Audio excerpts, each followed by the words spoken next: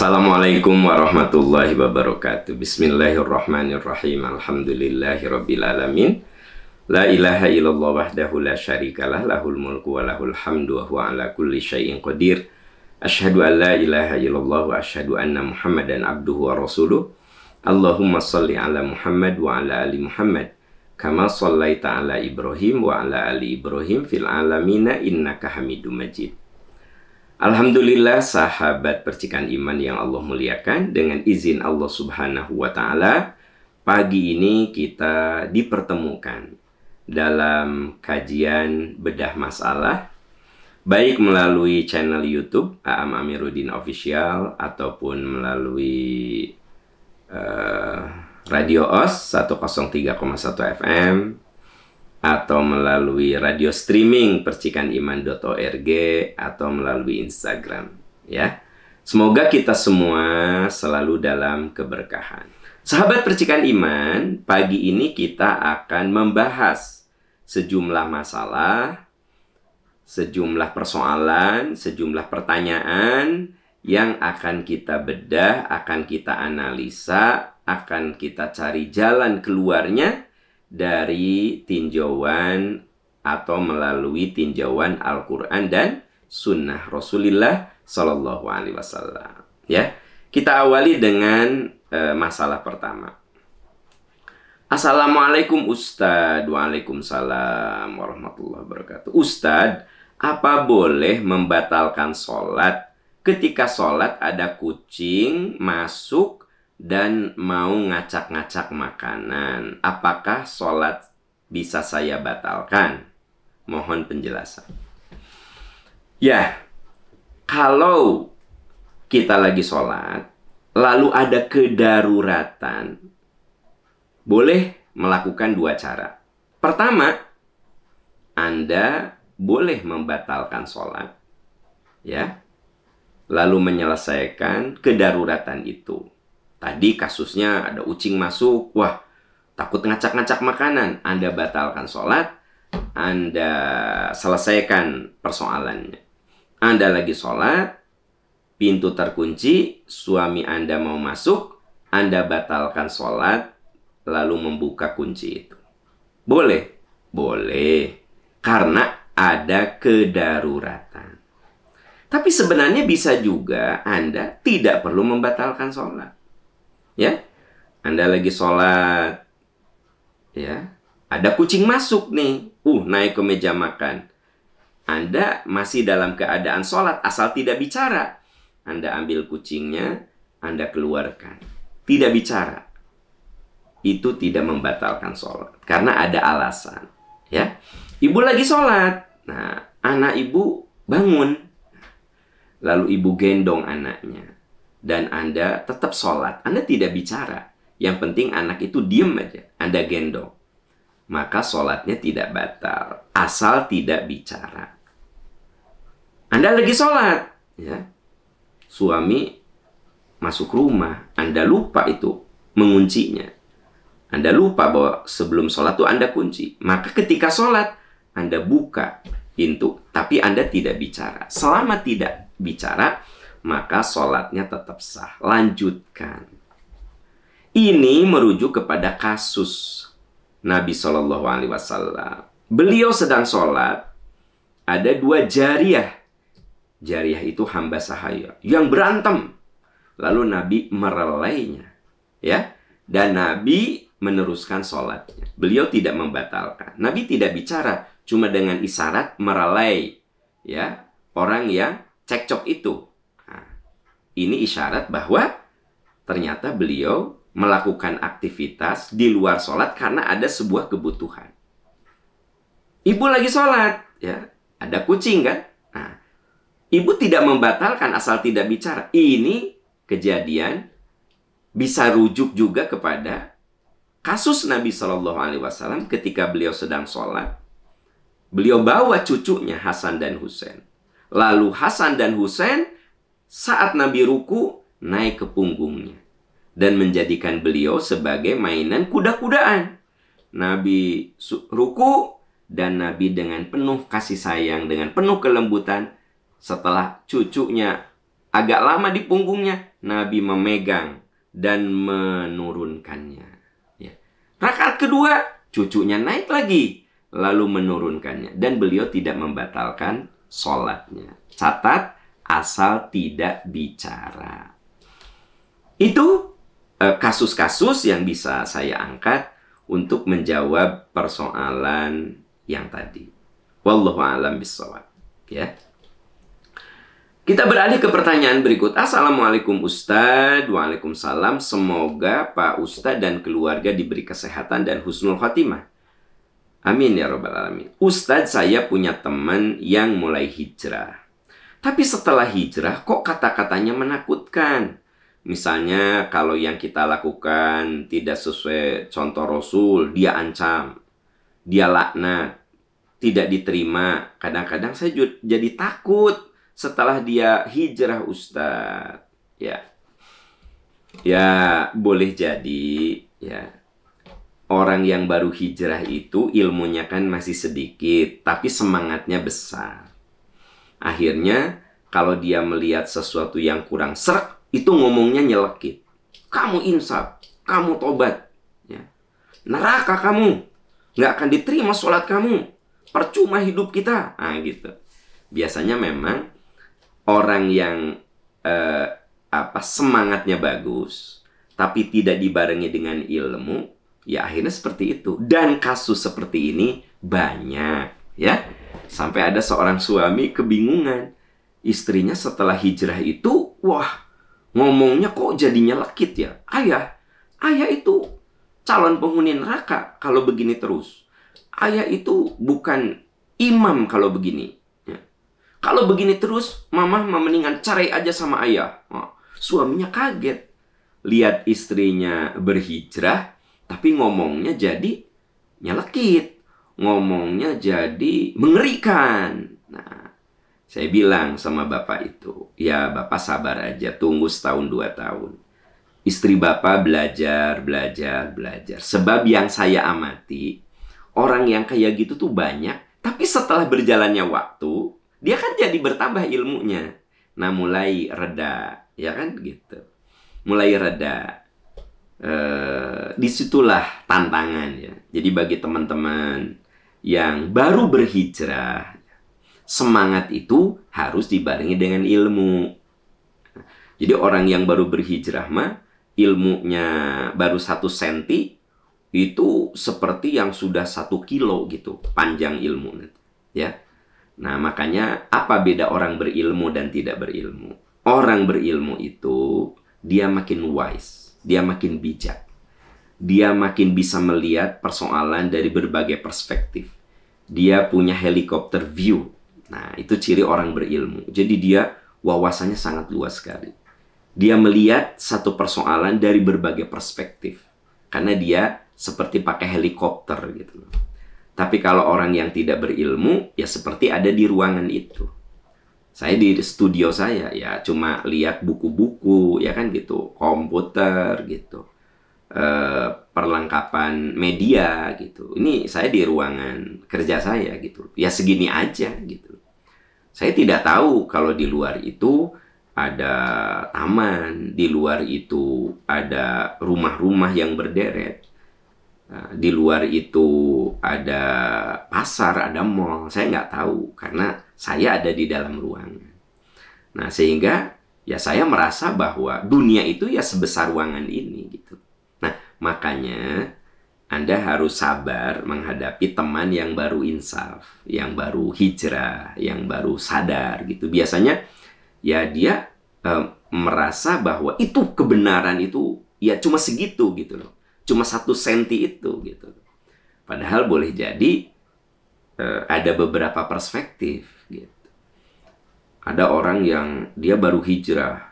Nah, dia diajarin sama gurunya Allahumma ba'id baini. Ketika sholat tuh Allahumma ba'id baini. Begitu temannya wajah tuh, salah kamu. Nggak akan diterima sholat kamu. Yang benar itu Allahumma ba'id baini, bukan wajah tuh. Nah, gitu. Padahal kan kalau kita belajar, ternyata wajah tuh itu hadis sahih. Allahumma ba'id baini juga hadis sahih. Berarti kalau ada teman kita baca wajah tuh ya nggak masalah. Kalau kita baca Allahumma ba'id baini. Jadi memang itulah, kita harus sabar ngadepin orang yang baru insaf gitu loh. Dan itu butuh waktu. Nah, problemnya kalau orang yang baru hijrah itu nggak mau belajar. Nah, itu bahayanya. Jadi akhirnya kerjaannya nyalahin orang, melaknat, menghina, menyalahkan orang. Dan dia merasa itu jihad gitu loh. Itu dakwah, nah, gitu ya. Nah, itu masalahnya. Jadi, saudara-saudaraku tercinta, sungguh hijrah itu, berubah itu suatu yang sangat mulia. Walladzina amanu, ya. Walladzina amanu, dan orang yang beriman, wajahadu, berjihad, hajaru, berhijrah. Jadi memang hijrah itu suatu yang sangat mulia. Berubah itu suatu hal yang sangat mulia. Tapi berubah harus dibingkai dengan ilmu. Sebab kalau berubah tidak dibingkai dengan ilmu, ya jadinya gitu. Nyalahin semua orang, menistakan semua orang, gitu ya. Nah, dalam kehidupan saya mengamati bahwa dengan perjalanan waktu, orang yang baru hijrah itu galaknya luar biasa, tapi kemudian pelan-pelan juga dia menjadi faham sehingga menjadi lebih bijaksana. Jadi itu tugas Anda untuk sabar ya. Tugas Anda untuk mendampingi hijrahnya dia gitu ya. Terus bagi teman-teman yang baru berhijrah, coba bukan hanya semangat, tapi ilmu itu harus menyertai hijrah kita. Perubahan itu harus dibarengi dengan ilmu. Itulah kenapa ayat yang pertama kali turun kepada Nabi ilmu.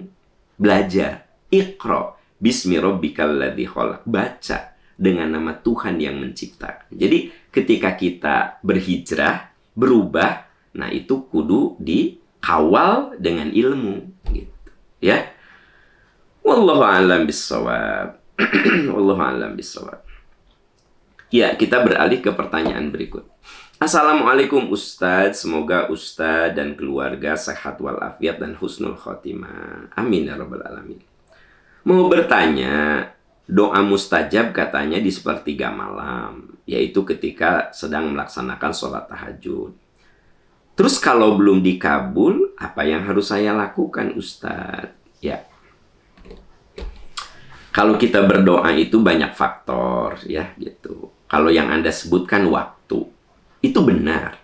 Bahwa di antara, jadi bukan hanya tahajud, di antara waktu yang terbaik untuk berdoa ketika Nabi ditanya, salah satunya adalah pada sepertiga malam akhir. Yanzilu Rabbuna fi thuluthil akhir minal lail.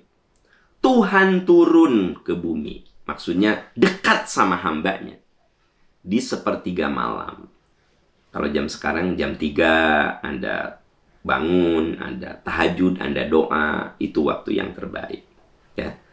Sebenarnya bukan hanya di waktu pagi, termasuk juga Nabi ketika ditanya, ya Rasulullah, ayu du'ai asma. Ya Rasulullah, kapan doa yang paling bagus? Kata Nabi SAW, fi duburis sholawatil maktubah, di setiap akhir sholat yang 5 waktu. Jadi kalau Anda selesai sholat wajib, zikir, wirid, coba isi dengan doa apapun yang kita mau. Ya. Nah, terus waktu yang terbaik untuk berdoa saat kita saum. Mau saum wajib, mau saum sunnah. Nabi mengatakan, salah satun la turaddu da'watuhum. Di antara orang yang doanya tidak akan ditolak adalah da'watus shaimi hatta yuftira. Doanya orang yang berpuasa hingga dia berbuka. Nah, saya jelaskan hal itu untuk menunjukkan bahwa waktu yang terbaik untuk berdoa bukan hanya sekedar saat tahajud. Ya, tiap ba'da sholat, kemudian saat Anda sedang safar, saat Anda sedang berpuasa, gitu. Saat Anda sedang tawaf, saat Anda sedang sa'i, jadi banyak sekali. Nah, Anda selalu bangun ya pagi hari jam 3, jam 2, tahajud, berdoa. Tapi Ustadz, kenapa ya kok belum dikabulkan? Nah, kalau Anda lihat Al-Baqarah 186, semua doa itu dikabulkan. Wa idza sa'alaka ibadi, bila hambaku bertanya tentang aku, fa inni qarib. Jawab, aku itu dekat. Ujibu da'watad da'i. Aku akan mengabulkan doanya orang-orang yang minta idza da'ani. Kalau dia mau minta kepadaku. Jadi janji Allah, semua doa itu dikabulkan asal kita mau minta. Tapi ingat, falyastajibuli, mereka memenuhi panggilanku. Jadi dosa-dosa kita jauhi, amal soleh kita kerjakan. Anda doa, tapi dosa maksiat dijalani. Nah, itu jadi penghalang. Walaupun Anda doanya di tempat yang bagus, di waktu yang bagus. Salah satu waktu yang bagus yang Anda suka lakukan yaitu saat tahajud. Tapi kalau dosa maksiat masih dijalani, nah dosa maksiat itu bisa menghalangi, bisa jadi hijab, ya. Bahkan ada orang yang yamuddu yadehi ilas sama. Orang itu berdoa mengadahkan tangannya ke langit. Ya Rabbi, Tuhan kabulkan, Tuhan kabulkan. Kata Nabi, orang ini berdoa sudah bagus, tapi sayang mat'amuhu haram, wa masyrubuhu haram, wa ghudhiya bil haram. Makanan, minuman, pakaian, tempat tinggalnya masih dari yang haram. Fa'anna yustajabu lahu. Bagaimana Allah mengabulkan doanya? Jadi kalau kita berdoa, bukan hanya memperhatikan waktu. Ya, tapi apa? Dosa maksiat dijauhi. Amalan ibadah dijalankan. Hindari, jauhi kezoliman. Jauhi permusuhan. Nah, ini yang suka dilupakan.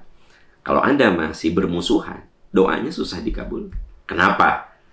Ada hadis yang mengatakan, la yahillu li muslimin ayyahjuru akhahu fawqa thalathin. Fayuridu hadha wa yuridu hadha. Wa khairuhuma man yabda'u bisalam. Allah haramkan. Allah marah kepada orang yang bermusuhan lebih dari 3 hari. Dan di antara mereka tuh tidak ada yang mau berdamai. Kalau mereka saling menghindar, saling ngeblok, ya kan, saling mendelete. Wa khairuhum may yabda'u bisalam. Sebaik-baik mereka yang memulai perdamaian. Jadi kalau saya bermusuhan, ya, saya doa, nggak akan dikabul. Wong Allah lagi marah, gitu. Tapi saya akhirnya memulai perdamaian. Saya minta maaf sama orang itu. Saya berdamai. Ternyata orang itu tetap ngajak musuhan. Saya sudah lepas dari permusuhan itu. Saya sudah lepas. Nah, jadi teman-teman sekalian, Anda kalau bicara doa, jangan hanya bicara waktu. Anda kan bertanya, Ustadz, saya kan selalu berdoa di saat waktu orang-orang tidur, di saat tahajud. Tapi doa saya kok nggak dikabulkan. Katanya kalau waktu tahajud itu waktu yang mustajab. Emang benar, waktu yang mustajab. Masalahnya, ada nggak faktor lain? Yang tadi, ya, bermusuhan bisa menyebabkan terhalangnya doa. Dosa maksiat bisa menyebabkan terhalangnya doa. Melalaikan amal soleh bisa menyebabkan terhalangnya dosa. Ya, kezoliman terhadap orang lain bisa menyebabkan penghalangnya dosa. Walaupun Anda di Arafah, walaupun Anda lagi tawaf, lagi sa'i, itu waktu dan tempat terbaik. Tapi kalau hijabnya tidak dibuka, ya susah juga gitu loh. Nah, ini cara berpikir yang komprehensif, ya. Kita seringkali cuma lihat satu unsur, ya. Nah, kalau ternyata waktunya sudah bagus, dosa maksiat Anda jauhi, Anda tidak sedang bermusuhan, Anda sedang tidak berbuat zolim, Anda tidak menzolimi, relatif Anda dekat dengan Allah. Waktu yang Anda gunakan juga waktu-waktu terbaik. Tapi ternyata belum dikabulkan. Maka Nabi mengatakan semua doa dikabulkan, tapi ada yang Allah kabulkan secepatnya. Ya, secepatnya artinya Anda merasakan. Tapi ada juga yang oleh Allah ditangguhkan supaya itu jadi pahala akhirat. Ada juga yang Allah ganti dengan sesuatu yang lebih baik dari apa yang kita mintakan.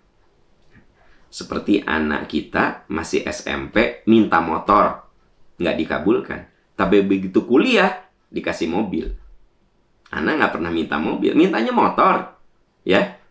Tapi sama ibu bapaknya nggak dikasih. Ah, dalam hati ibu bapaknya engkau kuliah dikasih mobil. Nah, ada doa yang Anda minta, lalu Allah ganti dengan yang lebih bagus. Tapi Anda butuh sabar menunggu timing terbaik yang Allah berikan. Makanya, di antara hal penting dalam berdoa adalah husnuzon, baik sangka.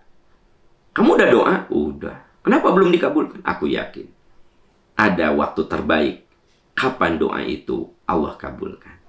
Jadi Anda selalu mengatakan, aku yakin Allah mengabulkan. Tapi Allah Maha tahu kapan timing terbaik, kapan waktu terbaik doa-doaku dikabulkan. Ya. Nah, lalu ada hadis juga yang mengatakan, kata Nabi, semua doa akan dikabulkan kecuali orang yang tergesa-gesa.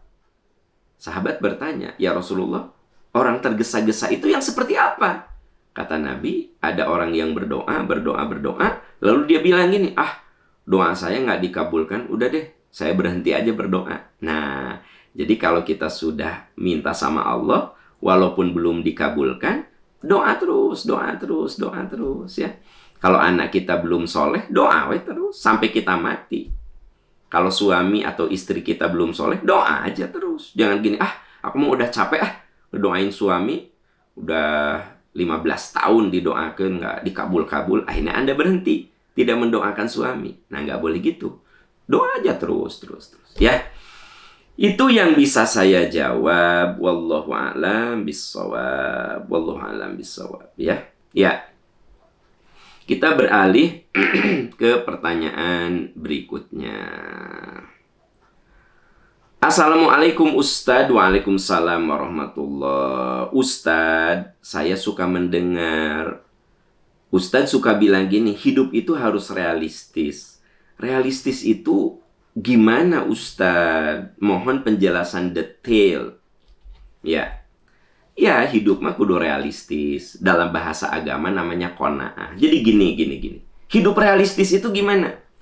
Kalau Anda punya suami, ya, penghasilan suami Anda 3 juta. Ya realistis aja. Jangan pengen punya mobil. Nggak usah gitu terbersit. Aku pengen punya mobil. Udah tahu suami Anda penghasilan 3 juta. Gitu loh. Itu yang saya maksud realistis, ya kan gitu. Jadi yang saya maksud realistis itu duniawi gitu. Bu, kalau penghasilan suami ibu 3 juta, ya udahlah ibu nggak usah berpikir punya HP yang harganya 21 juta. Ya HP yang 1,5 juta juga udah bagus. Itu yang saya maksud, hiduplah realistis. Gitu. Ya. Boleh nggak minta HP mahal ke suami? Ya tergantung, kalau suamimu itu orang yang berada, ya kan gitu. Minta HP yang 30 juta juga nggak masalah, wong suami Anda gajinya 100 juta gitu loh. Nah, Anda, ayah, mama mau mobil mobil menengah yang harganya 500 jutaan. Boleh nggak? Ya boleh saja. Kalau suamimu itu penghasilannya di atas 100 juta. Dikasih mobil yang harganya 500, minta mobil yang harganya 500 juta, kuatlah dia beliin. Nah, gitu yang saya maksud realistis. Jadi bukan berarti tidak boleh minta yang mahal, bukan berarti tidak boleh minta yang berkelas, bukan. Tapi realistis saja, gitu maksud saya, ya. Nah, yang membuat orang menderita hidup di atas kemampuan. Udah jelas, ya. Penghasilan Anda 5 juta. Gaya-gayaan Anda nyicil mobil, ya kan? Cicilannya 4 juta. Gimana Anda bisa hidup? Nah, itu yang saya maksud. Kalau kita hidup tidak realistis, kita capek. Nah, karena ada medsos, media sosial, sekarang ini tidak sedikit orang yang hidup di atas kemampuannya gitu loh. Karena kan dia sering lihat di Instagram, ya baju harganya segini, jam tangan segini, mobil segini. Jadi hidup nanti tidak realistis. Hidup mengawang-awang. Ya, kalau nggak gila, ya menghalalkan segala cara. Kan gitu. Itu yang saya maksud. Walladzina idza anfaqu lam yusrifu wa lam yaqturu Wa kana baina dzalika qawama. Itu ada di dalam Al-Quran bimbingan bagaimana kita memanage kehidupan. Walladzina idza anfaqu, kalau mereka menggunakan rezeki, harta, lam yusrifu, tidak boros, walam yakturu, tidak pelit, wa kana baina dzalika qawama, pertengahan, sesuai dengan kadar kemampuan. Itu yang saya maksud realistis gitu. Ya, realistis aja. Hidup itu akan nyaman kalau apa adanya. Yang bikin capek itu kalau Anda hidup di atas kadar kemampuan Anda.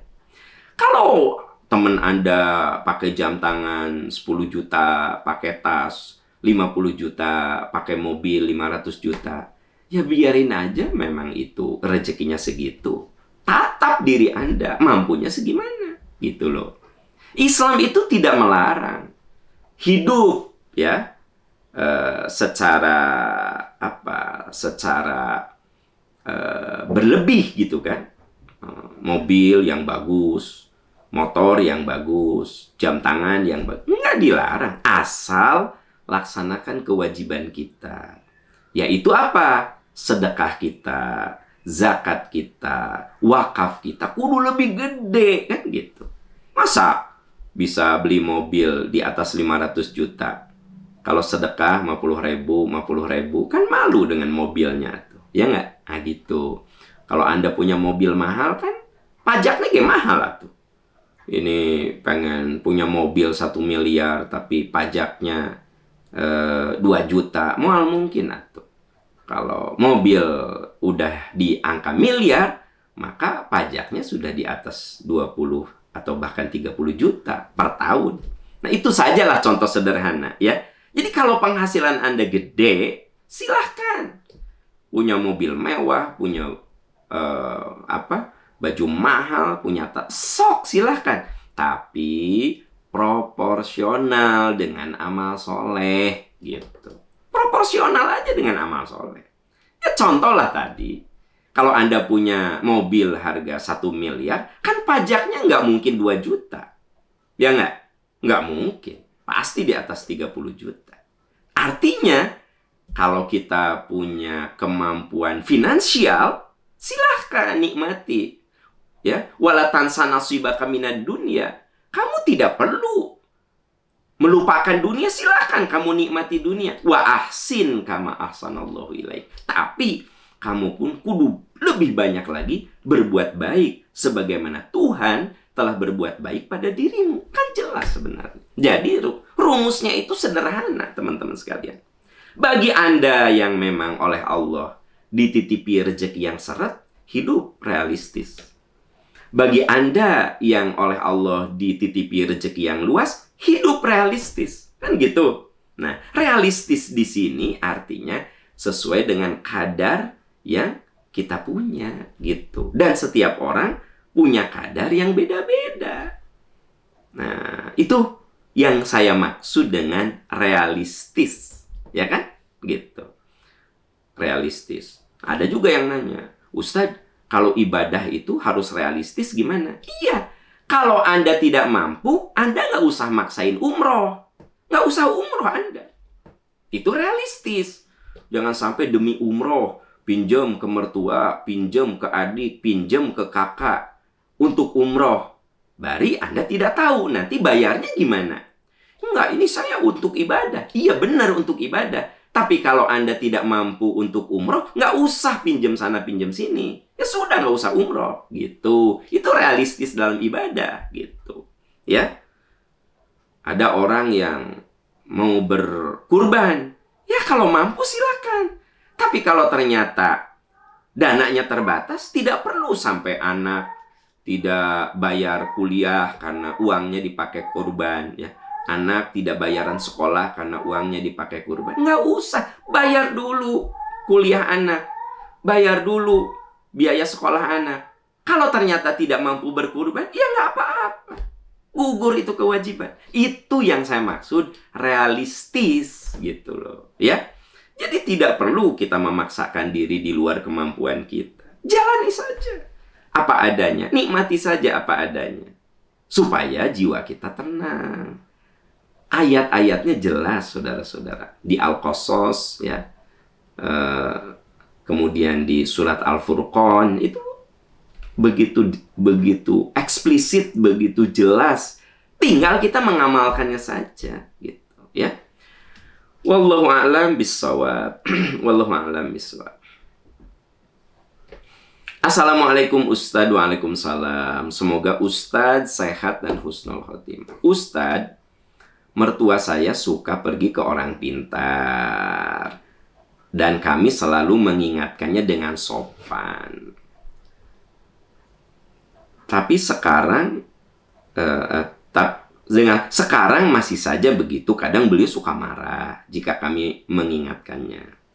Selain itu, setiap ada kejadian di rumah, entah kehilangan barang atau apa, beliau suka menuduh bahwa seseorang mengirim tuyul atau semacamnya. Dan jika beliau atau keluarga kami sakit, berarti beliau suka berpikir, ini ada orang mengirim guna-guna. Bagaimana menyikapinya Ustadz? Ya, begini teman-teman sekalian. Orang yang suka ke dukun, itu memang cenderung suka suudzon.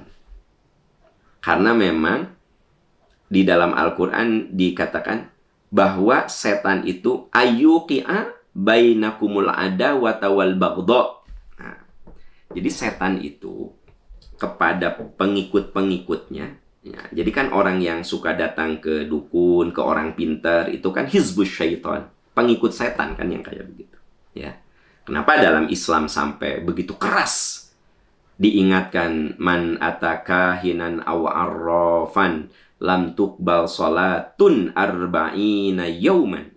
Siapa yang datang ke dukun, datang ke paranormal, dosanya sama dengan tidak sholat 40 hari. Kabayang teteh? Arba'ina yaum. Satu kali sholat saja dosa besar. Ini 40 kali sholat. Jadi orang yang datang ke dukun, ke paranormal, yang mempercayai hitungan-hitungan yang datang dari paranormal, dari dukun, dosanya lam tuqbal sholatun arba'ina yauman. Dosanya sama dengan tidak sholat selama 40 hari. Nah, kalau orang suka datang ke dukun, ke paranormal, ke tukang ramal, di Quran dikatakan ayyuqi'a bainakumul adawata wal baghdha. Itu setan biasanya menumbuhkan jiwa musuh, jiwa permusuhan dan kebencian. Makanya Anda lihat orang yang suka ke dukun emang cenderung suka seudon gitu loh. Misalnya gini, sakit, iya juga yang ngaguna-guna gitu loh. Kan seudon dong, ya kan gitu. Siapa yang mengguna-guna? Pokoknya jika ayah. Kayaknya ada orang yang nggak suka sama keluarga kita. Makanya tuh, si Agus tuh, gering tuh, sakit tuh. Nah, gitu. Jadi anaknya namanya Agus, ya. Sakit. Ini mah pasti. Ada yang nggak suka sama mama. Akhirnya nyerang kasih Agus. Nah, gitu. Jadi memang orang kalau sudah terjerumus kepada syirik, Allah berfirman, ayyuqi'a bainakumul adawata wal baghdha. Jadi Anda jangan heran. Orangnya cenderung suudon. Suudon ke orang, suudon ke nasib, suudon ke Allah. Gitu. Bahaya kan? Nah, bahkan suudon pada dirinya. Alah, kenapa ya yang beli itu pelanggan itu kok menurun? Jangan-jangan ini saya salah nih, tidak memberikan sesajen nih. Ke dirinya saja dia suudon. Apalagi ke orang lain. Jadi saudara-saudaraku tercinta, orang yang sudah terjebak dalam dunia perdukunan, dunia mistis, ya, dunia ramalan, lihat, emang cenderung suudon. Seperti yang dialami oleh mertua Anda, ya. Jadi hilang misalnya uang, jika nama ayah tuyul kutuyul. Gitu. Padahal dia lupa nyimpen kan gitu. Nah si Agus gering. Jika nama kayaknya itu ada yang ngirim tuh. Kiriman, itu kiriman. Santet itu. Ah, gitu. Jadi gimana tuh? Ya, Anda sudah melakukan sebagai seorang mantu. Ngingetin ya. Dia malah marah. Dia memberontak. Ya tugas Anda kan ngingetin. Man ra'a minkum munkaran falyughayyir biyadi. Fa illam tastati bi lisani fa illam tastati fa biqalbi. Ya Anda sudah lakukan itu, ngingetin dengan lisan. Tapi dia malah marah-marah. Tugas Anda ngingetin terus, ngingetin. Dan Anda siap mental bahwa memang orang kayak gitu suka suudon gitu. Ya. Nah, yang kasihan kalau terbawa mati. Sebab innallaha la yaghfiru ayyushraka bihi wa yaghfiru ma duna dzalika liman yasha. Itu di surat An-Nisa. Allah tidak akan mengampuni dosa syirik dan Allah akan mengampuni dosa di luar itu. Tapi kalau yang bersangkutan taubat, ya Allah ampuni. Illa man taba wa amana wa amila amalan sholihan fa ulaika yubaddilullahu sayyi'atihim hasanat. Siapa yang taubat, dia perbaiki diri, dia tingkatkan amal soleh, maka Allah ganti kesalahannya dengan kebaikan. Jadi orang yang bergelimang dengan kemusyrikan, kemudian akhirnya dia taubat, Allah ampuni dosanya. Tapi kalau orang yang berbuat syirik, terbawa mati, di surat An-Nisa, Allah tegas mengatakan, innallaha la yaghfiru ayyushraka bihi. Allah tuh nggak akan mengampuni perbuatan syirik. Nauzubillah, ya. Makanya yuk kita selamatkan ya, anak-anak kita, keluarga kita dari hal-hal syirik. Jauhkan keluarga kita, diri kita, anak cucu kita ya, dari dukun, dari ramalan, dari hal-hal yang sebenarnya tidak layak itu dilakukan oleh orang Islam. Nah, walaupun kita akui masih banyak orang yang mengaku muslim, tapi ya datang ke orang pintar ya. Sekarang mah dukun tuh diganti jadi orang pintar ya. Dukun tuh packagingnya berubah, bukan dukun tapi paranormal. Ya kelakuannya itu juga. Dia minta tolong ke jin. Dan Anda tahu kan, ketika seseorang itu minta tolong ke jin, Allah mengingatkan ya, wa annahu kana rijalu minal insi ya'uduna birijali minal jin fazaduhum rohaqa. Ada manusia yang minta tolong kepada jin dan itu semakin menambah dosa ya. Semoga kita semua, anak cucu kita ya, dilindungi dari hal-hal yang bersifat menyekutukan Allah. Amin ya rabbal alamin. Ya, kita beralih ke pertanyaan berikut.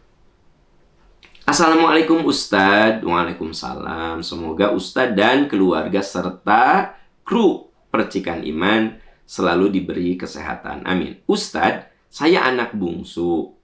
Saya anak perempuan. Gimana cara mengatasi orang tua yang tidak mau diajak tinggal bersama saya? Karena saya anak paling mampu. Padahal bapak sudah meninggal.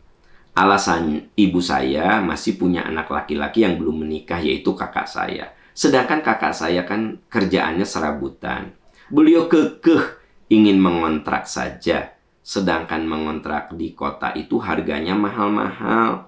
Saya tidak mau nyakitin ibu. Saya juga tidak mau menelantarkan ibu. Saya, karena uang bulanan yang saya beri itu pas untuk ngontrak.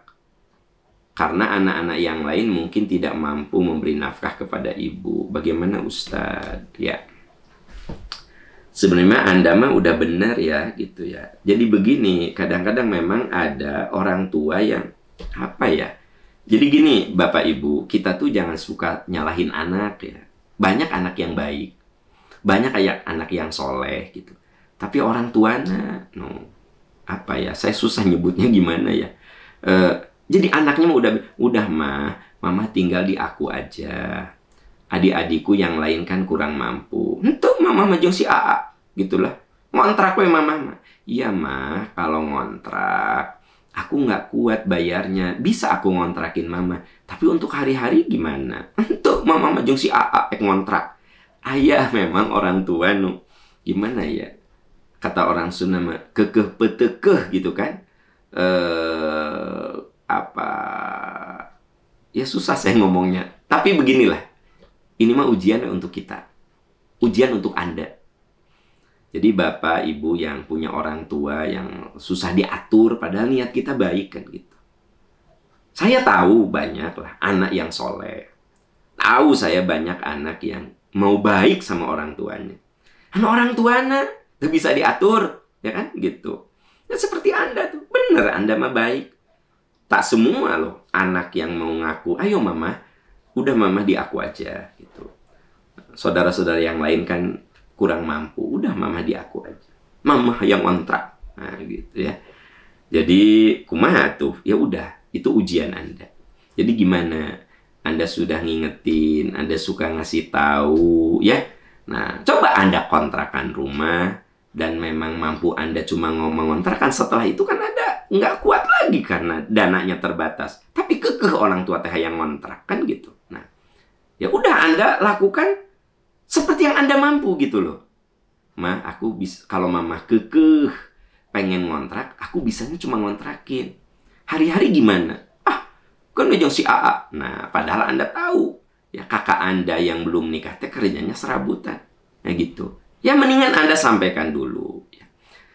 Jadi saudara-saudaraku tercinta, memang ujian yang paling berat itu ketika kita diuji oleh orang yang ada dalam lingkaran terdekat. Nah, itu ujian paling berat. Lingkaran terdekat tuh oleh ayah, oleh ibu, oleh anak, oleh istri, oleh suami, oleh mertua, ya, itu kan lingkaran terdekat. Makanya ujian terhebat itu bukan dari orang lain sebenarnya. Ya, tapi ujian terberat itu dalam lingkaran terdekat. Jadi saya hanya bisa mengatakan, Anda bicara baik-baik kepada ibu Anda. Kalau dia kekeh, ya udah Anda ikuti, ya Anda terus terang bahwa Anda hanya mampu mengontrakan. Setelah itu ya Anda tidak kuasa lagi untuk memberi makan dan seterusnya. Ya Anda sampaikan apa adanya. Gitu ya. Ya gimana lagi ya tuh, ya. Kita mah ada ikhtiar tuh, ada kadarnya kan, ada batasnya gitu. Nah, terus Bapak Ibu kalau kita jadi orang tua ya, jangan suka keras kepala gitu. Kalau saya nih sebagai orang tua, saya tuh nggak boleh keras kepala ke anak. Nah ini mah nasihat untuk saya sebagai orang tua. Saya punya anak yang sudah berkeluarga.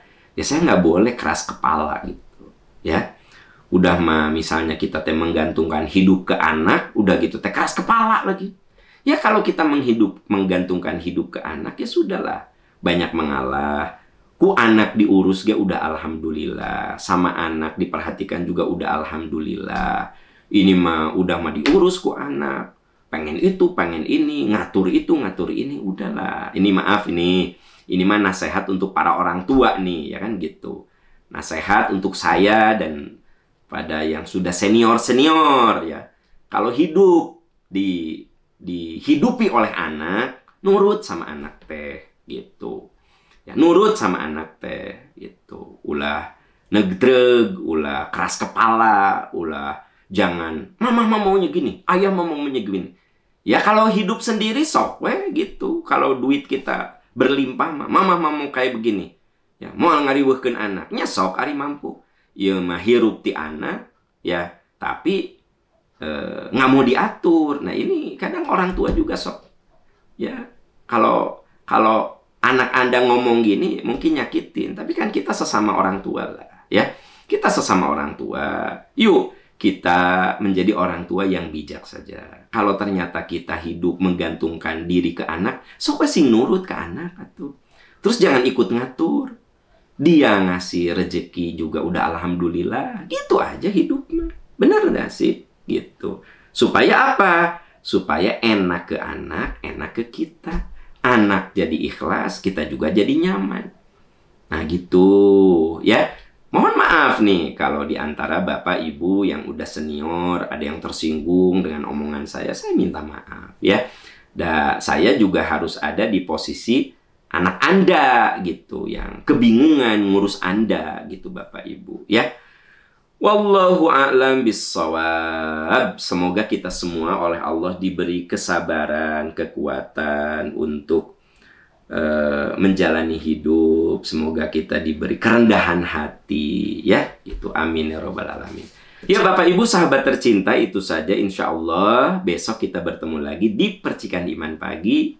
Semoga Allah menolong kita, menguatkan kita, memberikan kesabaran dan jiwa syukur. Demikian, subhanaka Allahumma wa bihamdika, asyhadu an la ilaha illa anta, astaghfiruka wa atubu ilaik, walhamdulillahi rabbil alamin. Wassalamualaikum warahmatullahi wabarakatuh.